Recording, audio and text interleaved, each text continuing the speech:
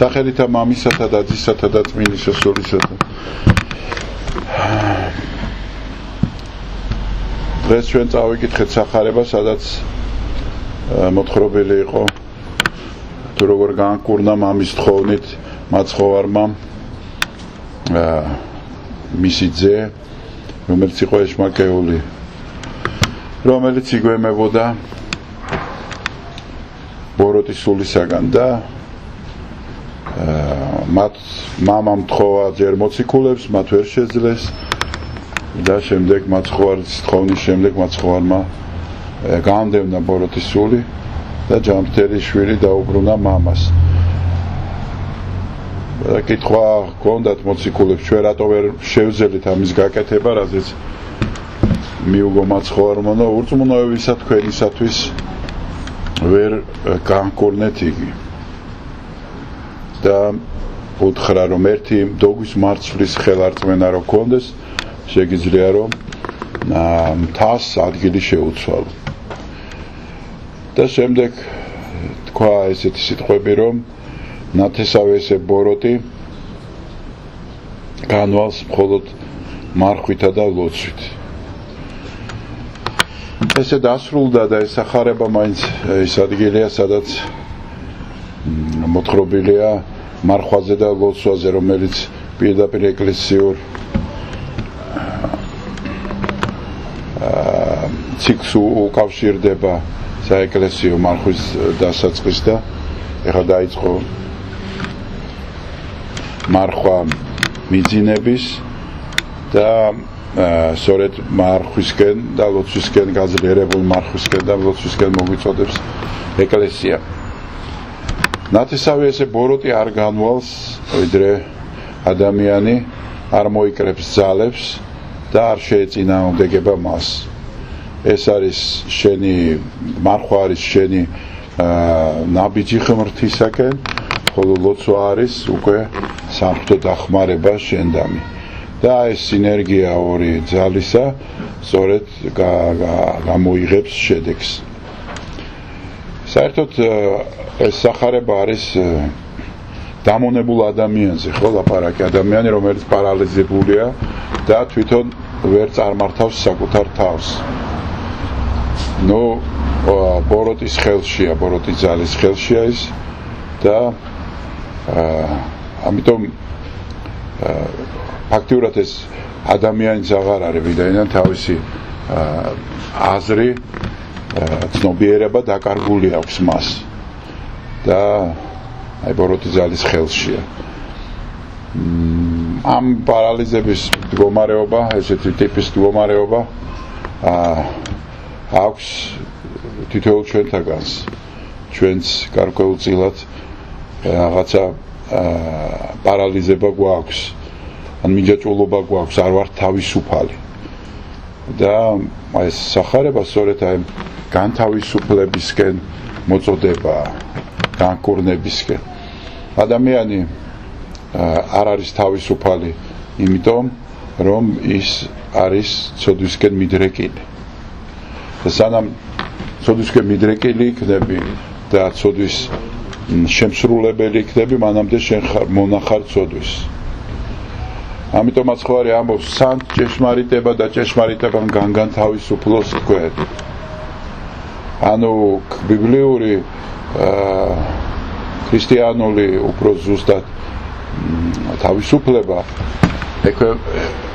არის სულიერი პროცესი, სადაც ლაპარაკია რომ შენ არ იყო დამონებული არა შენთვის უცხო და ადამიანის ბუნებისთვის მოწინააღმდეგე ძალას. ღმერთმა შექმნა ადამიანი მსგავსად თავისად, მაგრამ მიდრეკა ცოდვისკენ, მას ამ სიმსგავსეობას, მსგავსობას აკარგვინებს. და რაც უფრო მეტად არის მიდრეკილი ადამიანი ცოდვისკენ, მით უფრო დაკარგული აქვს სახე ღმრთისა. ცოდვა ეხლა დღეს რაღაცნაირად არის წარმოჩენილი თითქოს შაუბნელი ფერებშია დახატული იმ ხრივ, რომ ცოდვის აღიარება უცოდინრობას ავლენს ადამიანში და ამიტომ რაღაც ცოდვაზე, მადლზე ლაპარაკი მიუღებელია თანამედროვე სამყაროსთვის. მათ პოპულარულ სამყაროს ლაპარაკობ, მათ ვისაც გადაწყვეტილების მიღების ძალა აქვს. ვინც პოპულარულია, ასე ვთქვათ, ხო? არ არის ტრენდული ლაპარაკო მადლზე და ცოდვას. მაგრამ ცოდვას არა უბრალოდ ისეთი შინაარსი აქვს რელიგიური, რომელსაც თავისი ახსნა და დეფინიცია არ გააჩნია, ხო?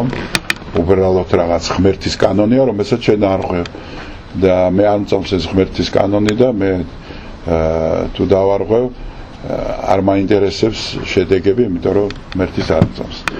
ცოდვა როგორც ქრისტიანობა განიხილავს არის დარღვევა ადამიანის ბუნებრივი მდგომარეობისა, სამღვთო განგებულებისა. ანუ ადამიანის როგორც ბუნების კანონების დარღვევა იწევს სავალალო შედეგებს ადამიანისთვის, ხო? უამრავი კანონია, ხო, ბუნების. როგორც კი ბუნების კანონის საწინააღმდეგოდ მიდიხარ, შემდეგ ტრაგედიები ჩდება. ხო? თუ მოანგრევ მთას და კალაპოტს შეუცვლი გაუაზრებლად მდინარეს, მოყვება სავალალო შედეგები. თუ პატარა კანონსაც არ გაითვალისწინებენ, სულ მცირეს კონსტრუქტორები, რომლებიც ესეთ ლაინერებს აგებენ, თუნდაც სახმელეთოს, თუნდაც საჰაეროს, თუნდაც საზღვაოს, ხო?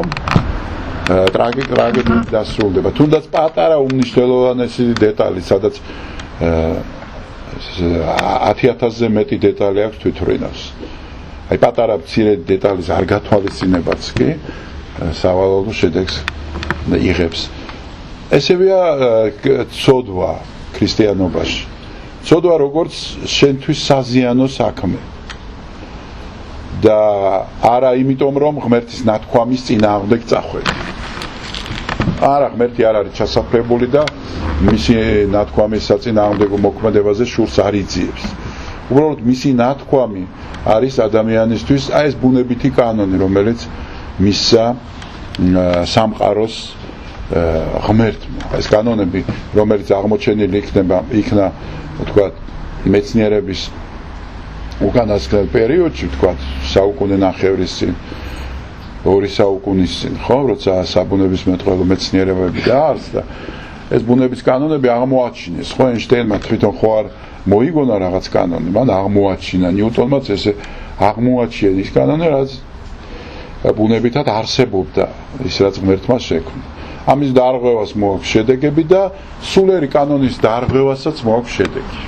აი ამაზეა ლაპარაკი, არა იმაზე რომ ღმერთი განგირის ხდება და რაღაცა შურის საძიებლად ყველა აღონეს იხმარს რომ შენ გაგისწორდეს. არა, უბრალოდ შენ აი რო იძახიან, აი შენ ამ ცოდვით ვერ შეხვალ სასუფეველში, არ შეგიშვებს ღმერთი და გაგიშვებს ჯოჯოხეთში. ეს ხო რაღაც ბავშვური ნათქვამია. ანუ ცოდვა შენ გაშორებს ღმერთს, რაც გინდა დაარქვეს. არ შეშვება რაღაცა პატარა ბავშვის ენით აღწერა რომ ღმერთი გამოგაგდებს იქიდან, როგორც კიდე ეს დაბალი განათლების მქონე ადამიანის შეიძლება ეს მოდეს, მაგრამ რეალურად არის ის რომ შენ თვითონ ვერ ხვდები სასუფეველს, შენ ვერ ხდები ღმერთის მიმღები. აღარ შეგიძლია შენ რომ ეცი რაღაც გარკვეულწილად ცოდვა ადამიანს უკარგავს ტოლვას ღმერთისკენ. ამიტომ არის ყოველი ცოდვა გარკვეულწილად ჭრილობის გახსნა. ხო, რაღაცა ეკლესია სამღვთო გზაზე დგომა ამ ჭრილობებს რაღაცნაირად უგვარებს ადამიანს, ხო? მალამოსადებს და კურნავს და შემდეგი ცოდვა ისე. და რაც უფრო დიდია ცოდვა, მით უფრო მეტია მიჯაჭვულობა და მით უფრო დაკარგული გაქვს ორიენტირი ცხოვრებაში. და ეს ჩვენ უყურებთ ამას მთელი ჩვენი ცხოვრების მანძილზე. პრაქტიკულად ესე ხდება. ადამიანები მოდიან ეკლესიაში და მერე ვეღარ ჩერდებიან და მიდიან. და ბევრი მათგანი, ნაწილი მათგანი იწყებს შემდეგ ეკლესიის ლანძღვას, პოულობს მიზეს სამოდელო ხარისხის მქონე პირების არასათანადო ქცევის. და ამით გარკვეულწილად გონია რომ იმართლებს თავს, თუ რატო არ არის ეკლესიაში. ამიტომ რეალურად ის არის რომ თვითონ ვერ მიხვდა თუ რა გზას ადგა. მე მახსოვს ერთ ჩემი მეგობარი რაღაც დავიწყე სიარული ეკლესიაში, დავათრევდი ხოლმე ხან ერთს ხან მეორეს და ერთ-ერთმა მითხრა მაშინ ძალიან სწორედ რომ იცი რა ახლა რომ გამოყვეო შენა მე რომ ბევრ რაღაცებზეო უარი უნდა თქვა და რაღაც სხვა სამყაროში ხვდებიო და არ მინდავა ეს გამოყოლაო რა ისევ ჩემი თუ იქნებია და სწორედ თქვა ეს სწრფელად თქვა რა რომ რაღაც სამყაროში უნდა შევიდე რა და ამ სამყაროში თუ შეხვალ რაღაც გარკვეული ნაბიჯები უნდა გადადგა ესე ორთა უფალთა მონება არ გამოვა ხო ერთდროულად ვერ იქნები ახლა და აი ეკლესია მოგიწოდებს ამისკენ რომ განთავისუფლდე ცოდვისგან ძალიან ძლიერ ამას ამბობს გალატელთა მიმართ ეპისტოლეში პავლე მოციქული რომ თქვენ თავისუფლებისთვის ხართ მოწოდებულნი გალატელებს მიმართავს როგორც აი ჯგუფს ქრისტიანულს რომელმაც წინ ქრისტიანული ნაბიჯები თავისუფლებაში გადადგა და უკან მაინც იუდაურ აზროვნებაში უყურებს და იქით სალიფეხი ჩადებული აქვს ისე ანუ ეს კანონების შესრულება წინა დაცვეთა და ასე შემდეგ უამრავი კანონი აქვს ხო იუდაიზმს და აი მან ეუბნება რომ უგუნურნო გალატელებო ქრისტემს თავისუფლებაში მოგიყვანთ ოღონდ მე ამბობს ესეთ რამეს არა თავისუფლება ამ ხორციელებების დაკმაყოფილებისთვის არამედ თავისუფლება ქრისტეში სიყვარულისთვის ანუ ეს თავისუფლება დღეს გაგებულია ეს სამყაროში რომ მე თავისუფალი ვარ ყველაფერში და მგონია თავისუფლება ის არის რასაც უნდა იმას გააკეთებს და ამ რასაც უნდა იმას გააკეთებს მიყავს დამონებას ცოდვის მხრივ, დამონებას ნებების მხრივ, დამონებას თავისი მიდრეკილებების მხრივ, ხო, ბოროტი მიდრეკილებების მხრივ და ადამიანი კარგავს სრულიად კარგავს სამართოს სახეს. და აი პავლე მოციქული აი ესეთ რამეს ამბობს რომ კი თავისუფლება მე ვარ ეს პირველი მაგრამ არა იმისთვის რომ ხორციელად ჩაწვე იმას ღვინის კასრში და რაღაცა საშინელებები აკეთო ხო არამედ იმისთვის რომ ამ თავისუფლებაში შენ ახალი ადამიანი ქრისტიანიად ჩამოყალიბდე არა უბრალოდ წესების შემსრულებელი არამედ ძეღმრთისა გახდე შენ ამ თავისუფლებაზე ლაპარაკობს ნეტარე ავგუსტინე 5 საუკუნის შემდეგ პავლესა ამბობს რომ გიყვარდეს ღმერთი და აკეთე რაც გინდა წარმოიდგინეთ როგორი სიტყვებია ხო აი გიყვარდეს ღმერთი და მე რაც გინდა ის აკეთე ახლა ამ თევის ბევრი დათანხმდება დღეს ახალგაზრდას რომ კი მე გულში მიყვარს ღმერთი ახლა წავედი ღამის კლუბში და მე ვიცი იქ რაც გავაკეთე ამაზე არ ლაპარაკობს ის ლაპარაკობს რომ თუ ადამიანი ჭეშმარიტად შეიყვარებს ღმერთს მაშინ მას აღარ დაჭირდება და აღარ მოუნდება ღამის კლუბში სიარული მას აღარ მოუნდება ცოდვა მას სიწმინდის ის გახდება სიწმინდის მოყვარული და მისთვის ძალიან ბუნებრივი მდგომარეობა იქნება სიწმინდეში ყოფნა კიდევ ერთხელ ვიძახი რომ სიწმინდეში ყოფნა არ ნიშნავს ფიზიკურად ეკლესიის ეზოში დღე-ღამის გათენებას ან მონასტრებში არა სიწმინდეში ყოფნა ნიშნავს რომ აი გულში ყავს ღმერთი და მიყვები მის ცნებებს და მის ცნებას როცა კითხულობ ქსიამუნებს აი სახარებას რომ კითხულობ მაცხოვრის სიტყვას რომ კითხულობ ქსიამუნებს აი რომ წაიკითხავ წმინდანთა ცხოვრებას ქსიამუნებს გარყვნილება არ ქსიამუნებს უცხოა შენთვის და ამიტომაც ამიტომაც ჭეშმარიტების ცნობის გზაზე ეს ჭეშმარიტება იმისთვის არის შესაძლებელი, რომ ადამიანი იყოს თავისუფალი. აი თავისუფლება ერთ-ერთი ნიშანია ადამიანის ბუნებისა, ხო? ადამიანად არის მაშინ, როცა მას აქვს ცნობიერება, აზროვნება და მას აქვს თავისუფლება შინაგანი. ეს არ ნიშნავს, რომ მისი ქვეყანა შეიძლება დაპყრობილი იყოს, შეიძლება თვითონაც მონად იყოს გაყიდული, თქვა შუა საუკუნეების ხშირად იყვნენ ქრისტიანები მონები, მაგრამ თავისუფლება ნიშნავს, რომ შინაგანად ხარ შენ განთავისუფლებული. ანუ შენ ყოველთვის ისეთ სიმაღლეზე ხარ სულიერზე, როცა აი ეს მარტივი ვნებები შენზე არ მოქმედებს და საბოლოოდ ისეთ სიმაღლეზე ხარ, რომ შენი დანჯველზე ლოცულობდე და პატიობდე მას. საერთოდ არა მარტო მოციქულები აკეთებდნენ ამას, როცა მაცხოვარს მიბაძეს და როგორც მაცხოვარმა ჯვარცმულმა ილოცა თავის დანჯველებზე, ასევე მოციქულებმა გააგრძელეს, პირველმა ქრისტიანებმა გააგრძელეს, მოგვიანებით გააგრძელეს ღირსეულმა მოწამეებმა, მაგრამ გეტყვით თქვენ, რომ მე-20 საუკუნეშიც, კონცლაგერშიც, ხო, საკონცენტრაციო ბანაკშიც, უბრალოდ ბევრი ადამიანი იყო, რომელიც პატიობდა თავის მტარვალს, ხო? და ეს მართლა საოცარი რომ გონია, რომ მარტო რაღაც წარსულში იყო დიდი ქრისტიანები და დიდი მოღვაწეები, არა, უბრალო ადამიანებიც კი ჩვენს ცხოვრებაში, ჩვენს გვერდზე შეიძლება იყვნენ ისეთები, რომლებიც თავის მტერს პატიობდეს და ლოცულობდეს მასზე. ეს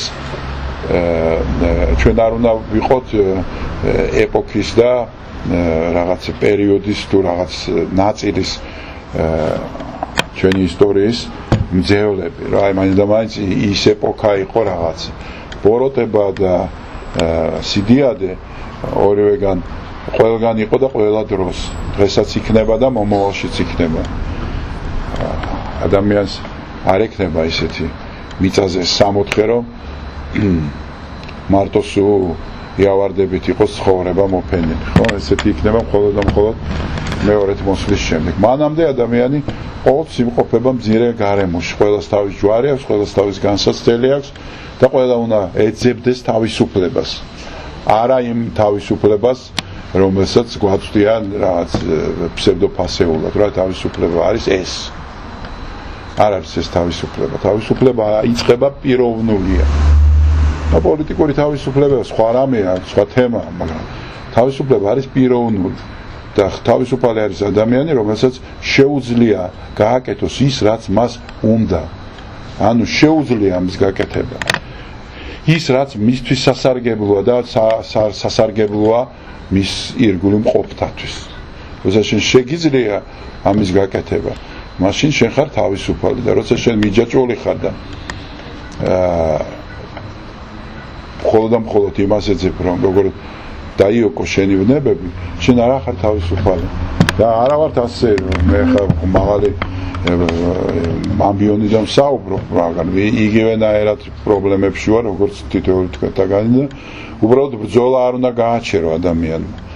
და არ უნდა დათმო და არ უნდა თქვა, რომ დავასრულე, მორჩი, ესეთი ვარ და მორჩა. ეს სტატიკურია ჩემი მდგომარეობა.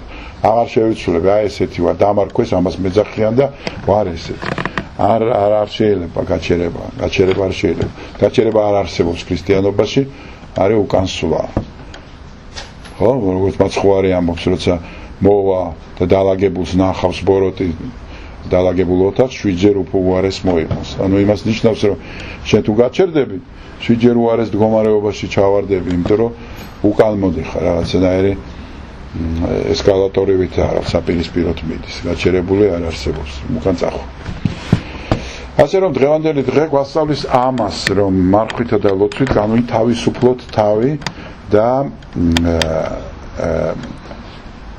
ეს თავისუფლება იქნება გადამდების ხვისთვისაც.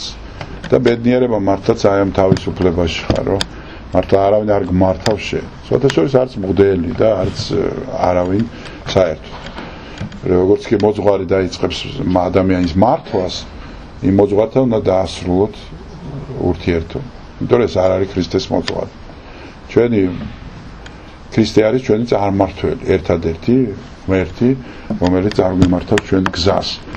მოძღვარი არის დამხმარე, რომელსაც შეუძლია რომ დაგეხმაროს, თუ შეუძლია რომ დაგეხმაროს. შეიძლება ვერ დაგეხმაროს, იმიტომ რომ ეს რთული პროცესია, არ არის ადვილი ეს. ასე რომ არავის არ უნდა დაემონოს ადამიანი, არ უნდა დაბნელდეს და არ უნდა ეგონოს რომ აი ამ ადამიანს თუ ჩავაბარებ ჩემ თავს, მორჩა მე არ გადარჩენია. ღმერთმა დაგლოცოთ და გაგახარით.